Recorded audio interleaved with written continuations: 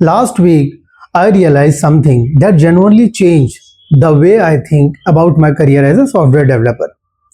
After spending 14 years in the industry, I think many developers are preparing for a future that no longer exists. And if you are someone who proudly says, I am an Angular developer, React developer, or Java developer, then this video is for you.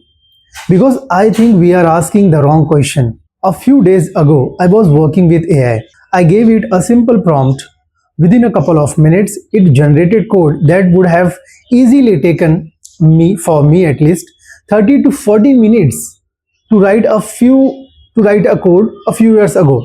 But now I looked at the screen and I honestly had one thought. If AI keeps improving at this speed, what exactly will companies pay developers for? Not because developers are going to disappear. I don't believe that, but because the kind of work companies value is changing, and it's changing faster than most of us realize. Think about your work, daily work, creating components, writing APIs, fixing bugs, writing unit test cases, reading documentation, refactoring your code. Today, AI can already help with a big part of this work. Maybe not perfectly, but every month it gets a little better. So, here is the real question. If someone has access to the same AI tools, what makes you valuable? That's the question I think every developer should be asking. And this is where I think many developers are making a mistake. They build their identity around frameworks. I am an Angular developer, I am a React developer, I am a Java developer, but those are just tools. Let me give you a simple example.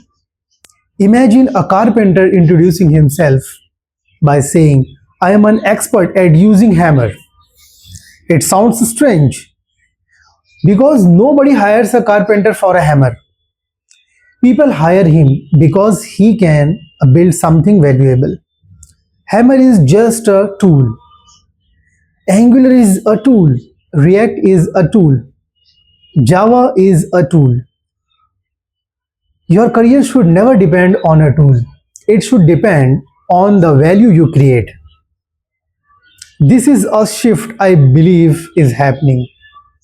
Companies are asking fewer questions like what frameworks do you know, and more questions like can you understand a business problem, can you design the right solution, can you review AI generated code instead of blindly accepting it, can you communicate your ideas, can you work with product managers, designers, and other engineers, can you talk ownership when things go wrong. Those skills are becoming more valuable every day because writing code is only one part of your software engineering, right? Thinking is the bigger part. So what should you do? I am not saying stop learning Angular, don't stop learning React, don't stop learning Java. Learn them, use them, master them, but don't let them become your identity. Spend time learning system design, software architecture, communication, problem solving skills, business thinking, and learn how to use AI as your teammate, not your competitor.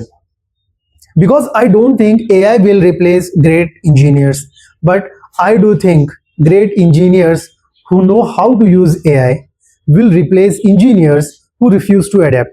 And that's a huge difference. 5 years from now, I don't think companies will care whether you are an Angular developer or a React developer or a Java developer. The question they will ask is much simpler. Can this person solve the problem? If the answer is yes, you will always have opportunities. If the answer is no, knowing another framework probably won't save your career. That's the reality I see. And that's why I believe every developer needs to start preparing today.